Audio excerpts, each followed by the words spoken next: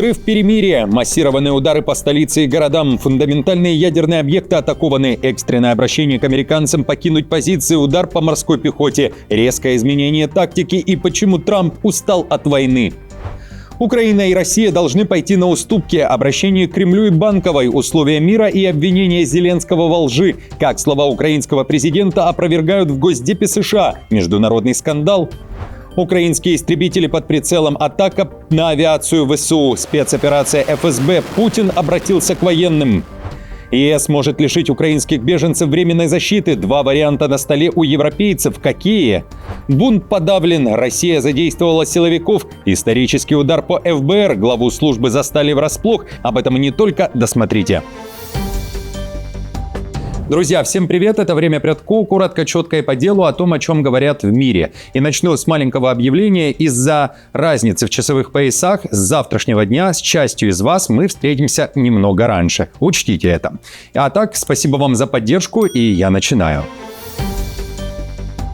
Венгрия под прицелом США. Вашингтон готов ударить санкциями по конкретным высокопоставленным лицам Будапешта, которые блокируют кредит ЕС на 90 миллиардов евро для Украины. Об этом сообщает Financial Times. Законопроект инициировали сенаторы от обеих партий.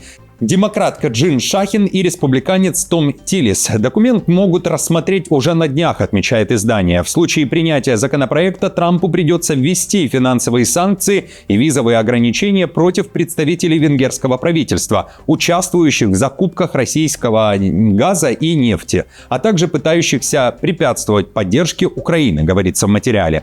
Напомню, у президента США весьма дружелюбные отношения с венгерским премьером Орбаном. Недавно он пожелал ему победы с большим отрывом на парламентских выборах. Проект закона, с которым ознакомилась Financial Times, прямо не упоминает Орбана как объект санкций. По словам помощника конгрессмена, именно администрация Трампа должна будет определить, какие венгерские чиновники причастны к блокированию помощи Украине и сохранению энергетической зависимости от России.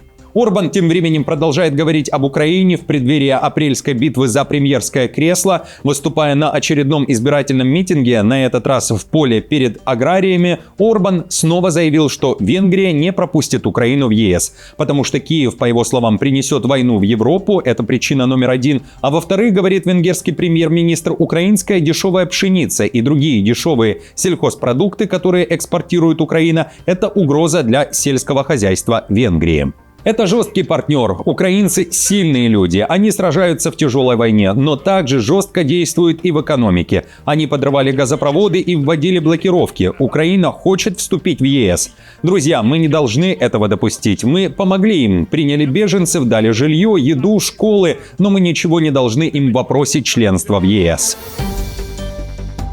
ЕС может лишить украинцев временной защиты, и Орбан здесь ни при чем. Брюссель на пороге жесткого решения по украинским беженцам, и вариантов всего два. Об этом сообщает «Европейская правда» со ссылкой на достоверные источники. Первый вариант – продлить защиту. Вариант номер два – полностью обнулить ее.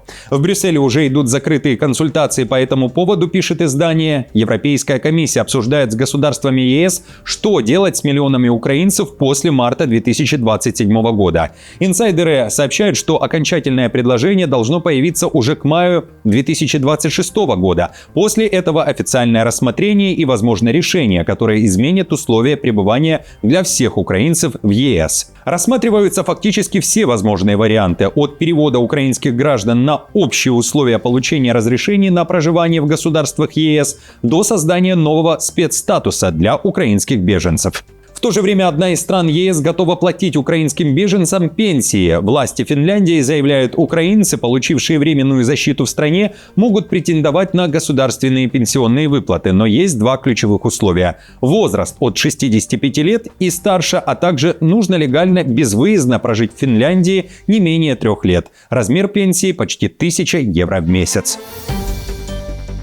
Атака на ФБР. Иран добрался до главы Американского федерального бюро расследований. Хакеры, связанные с Тегераном, взломали личную почту директора ФБР Каша Пателя и выложили часть переписки в открытый доступ. Взлом подтвердил представитель Министерства юстиции США, сообщает Рейтер. Ответственность взяла на себя группа Хандала, Хак Тим. На сайте хакеров сказано: Паттель теперь среди тех, чьи аккаунты были успешно взломаны. Среди слитых материалов личные фото директора ФБР и переписка 2010-2019 годов. В частности, снимки, на которых Паттель позирует на фоне раритетного кабриолета, дегустирует сигары, а также селфи перед зеркалом с большой бутылкой рома. Хандала позиционирует себя как пропалестинская хакерская группа, но западные эксперты уверены, это один из псевдонимов иранских киберразведчиков. Гил Мессинг, начальник штаба израильской киберкомпании Checkpoint, заявил, что операция взлома и публикации данных против Паттеля являются частью стратегии Ирана – поставить американских чиновников в неловкое положение и заставить их почувствовать себя уязвимыми. По его словам, иранцы стреляют всем, что у них есть. Конца войны не видно, планы меняются. Прежние прогнозы объявить о завершении операции в Иране едва ли не 28 марта в субботу или же в начале апреля теперь отходят на второй план. В Госдепе США предупреждают союзников: война с Ираном затянется еще минимум на 2-4 недели, дольше, чем обещал Трамп.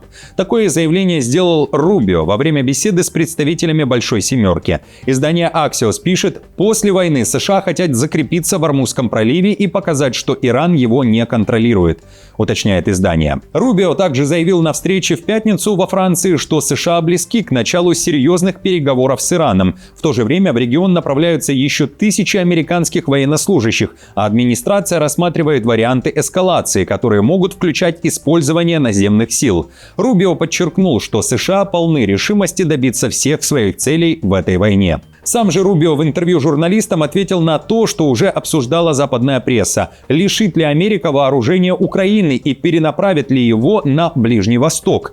Госсекретарь заявил: сейчас еще никто ничего не перенаправлял, но это возможно. Америка на первом месте. Но добавил, что это не перенаправление, а это оружие, которое принадлежит Америке.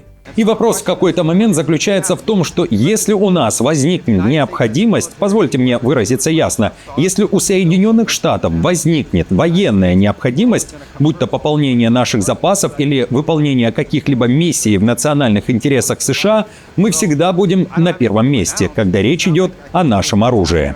В Белом доме усиливается внутренний раскол из-за войны с Ираном и противоречивых заявлений Дональда Трампа, который одновременно говорит о победе и отправляет новые войска, говорится в материале MC Now. Некоторые чиновники считают его риторику запутанной и оторванной от реальности, объясняя ее желанием объявить победу и переключиться на другие темы. По их словам, Трамп уже теряет интерес к конфликту, и он просто от него устал и сосредотачивается на экономике и выборах. Вот что пишет авторы материала. Трамп немного заскучал с Ираном, сказал чиновник. Не то чтобы он сожалел об этом или что-то в этом роде, он просто заскучал и хочет двигаться дальше. Второй чиновник Белого дома, также говоривший на условиях анонимности, сообщил, что Трамп начал отходить от конфликта и стал смещать разговоры и свое личное внимание в сторону экономики, внутренних вопросов и предстоящих промежуточных выборов. А Трамп накануне уже уделил внимание внутренним вопросам, примеряя ковбойскую шляпу и получив в подарок трактор. На южной лужайке Белого дома он принял около 1000 американских фермеров и скотоводов в рамках празднования Национального дня сельского хозяйства. Вновь говорил о победах и достижениях и вскользь вспомнил Иран.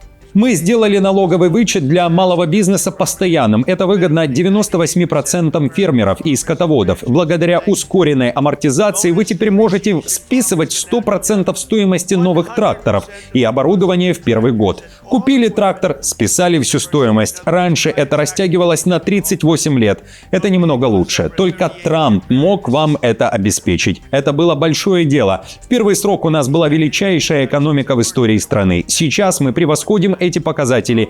И, кстати, у нас все очень хорошо с Ираном, чтобы вы понимали, насколько сильна наша армия. Насколько она сильна. Армия США понесла большие потери. Помимо авиации и разбитых баз, более 300 американских военных уже ранены в войне с Ираном. И это всего за месяц. Основной удар по скоплению военных был нанесен с помощью дронов «Камикадзе», пишет ABC News. 273 бойца уже вернулись в строй, несмотря на травмы, и еще 10 в тяжелом состоянии. Большинство травм – это черепно-мозговые травмы, которые могут вызывать проблемы с памятью, мигрени, усталость и многочисленные когнитивные нарушения. По словам официальных лиц, такие ранения в основном вызваны ударами иранских дронов «Камикадзе» и другими взрывными боеприпасами, а также тем, что военнослужащие оказываются в зоне взрыва. В то же время новый виток эскалации. Цахал нанес серию ударов по столице Ливана Бейруту. Кроме того, армия Израиля заявила, что ударила по ключевым объектам ядерной программы Ирана, прямо по ее фундаменту. Под удар попал уникальный завод в Езде, где добытое сырье превращают в материалы для обогащения урана. Без него цепочка создания ядерного оружия не работает. Также атакована инфраструктура этого предприятия, обеспечивающая весь процесс подготовки ядерного топлива. Отдельно израильская авиация ударила по заводу тяжелой воды в Араке, объекту, связанному с производством плутония для ядерного оружия. Этот комплекс уже пытались восстановить после прошлых атак, но Израиль ударил снова, чтобы остановить перезапуск. Иран при этом заявляет, Трамп сорвал энергетическое перемирие и не выполнил обещание, ведь, по мнению Тегерана, Израиль не мог самостоятельно ударить по этим объектам. А поэтому КСИР обратился к американцам и призвал немедленно покинуть позиции. Цитирую командующего аэрокосмическими силами. «Однажды вы уже нас испытали. Мир снова увидел, что именно вы начали играть с огнем и атаковать инфраструктуру. На этот раз правило око за око действовать не будет. Ждите. Сотрудникам промышленных компаний, связанных с американцами и сионистским режимом, следует немедленно покинуть рабочие места, чтобы их жизни не подвергались опасности». Уже после Иран заявил, нанес комбинированный удар с флота по острову Бубиян в Персидском заливе. Тегеран уверяет, атака была совершена по морской пехоте Америки. Пентагон на момент записи выпуска не реагировал на заявление КСИР. В то же время массированные удары были нанесены и по ряду израильских городов. Российские СМИ пишут об ударе иранской ракеты по россиянам. Часть кассетного боеприпаса попала по объекту РФ, зданию, где находится бюро государственного СМИ России ТАСС и где проживают корреспонденты. Речь идет о Тель-Авиве. Об этом сообщает ТАСС, уточняя, что инцидент произошел в ночь на 28 марта. Израиль и США также били по Ирану. Целью стали военные казармы в том числе. Резкое продвижение РФ на фронте. В центре внимания Донецкая область. Территория Донбасса, как и прежде, камень преткновения в переговорах между РФ и Украиной, которые пока на паузе. Мониторинговый канал Deep State сообщает, армия ВС РФ продвинулась в районе Гришина и Софиевки. В ВСУ при этом заявляют о штурме российских объектов с воздуха. Главная цель – удары по нефтяной инфраструктуре России. Кадры из Ленинградской области, которая была атакована в последние дни, продолжают расходиться по сети. А спецслужба РФ, в частности МЧС, предупредила жителей Петербурга о риске загрязнения воздуха на фоне атак беспилотников на порты в Ленобласти. Путин тем временем обратился к военным. Войну назвал праведным боем. Это праведный бой за мирную, свободную, безопасную жизнь для наших детей и внуков на своей земле. За священное историческое право нашего народа говорить на родном языке, чтить своих предков, подлинных героев, беречь заветы и веру отцов, дедов и прадедов.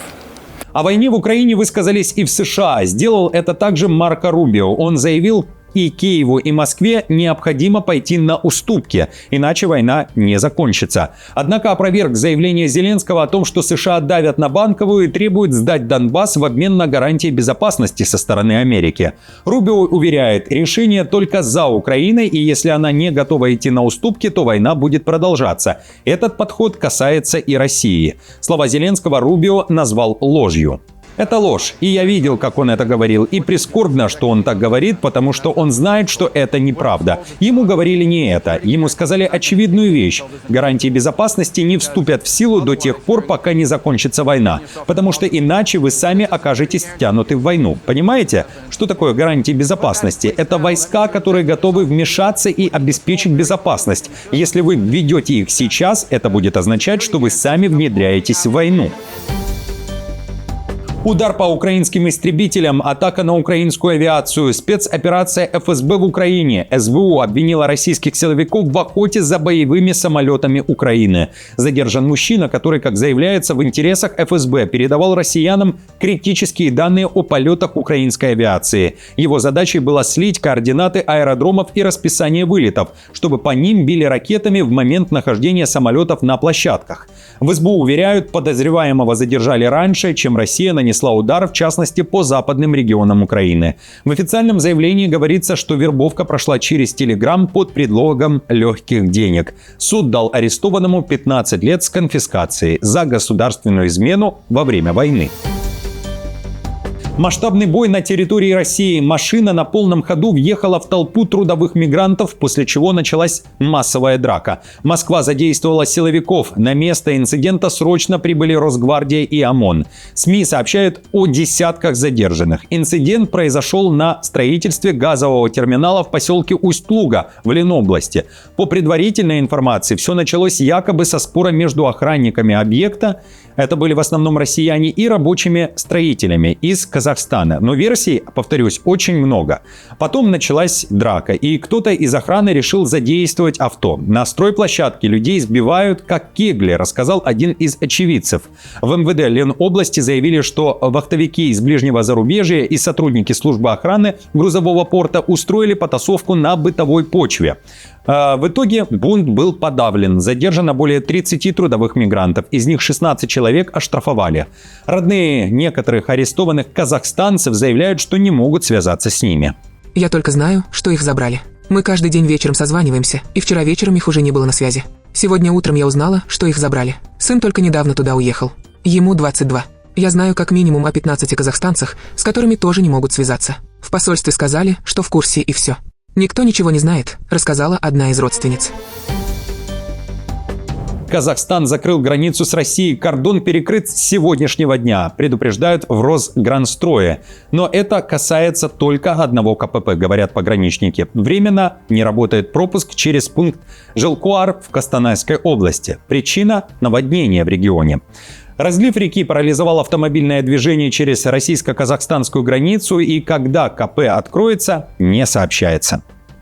Друзья, на этом все. Спасибо вам большое за поддержку. Как всегда, напомню, мне будет приятно, если вы оставите лайк, комментарий и сделаете репост. И опять же, повторюсь, завтра встречаемся с некоторыми из вас раньше, буквально на час, из-за разницы в часовых поясах. До встречи.